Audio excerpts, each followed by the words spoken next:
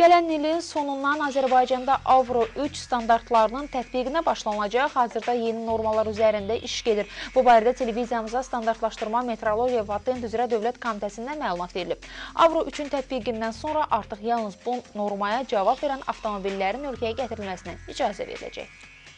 Ötən ildən Azərbaycanda tətbiqinə keçirilən Avro standartlar yenidən təkmilləşdirilir. Belə ki, gələn ilin sonundan etibarən ölkədə istehsal olunacağın Avro 3 normalarına uyğunlaşdırılmasına başlanılacaq. 2012-ci ilin sonunda dizel yanacağı üzrə, 2013-cü ilin əvvəlində isə benzin yanacağı üzrə Avro 3 normalarının, standartın tətbiqi planlaşdırılır. Hazırda o standartın hazırlanması ilə bağlı işlər gedir.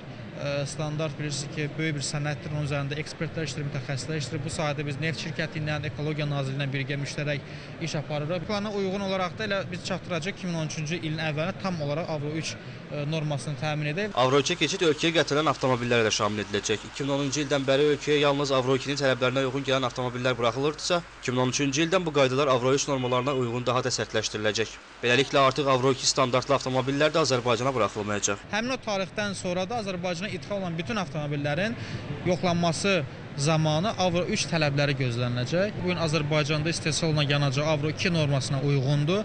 Avro 3 standartının bir neçə kriteriyası, bir neçə belə deyək, bəndinə uyğunsuzluq var. Onunla bağlı da birisi Neft şirkəti iş aparır, neft ayırma zavodunda avadanlıqların təkmilləşdirilməsi iş aparır.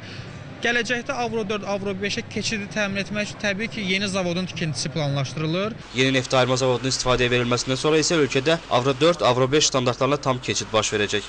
Elnur Şibdiyev, Taceddin Asfaoğlu, Bakı.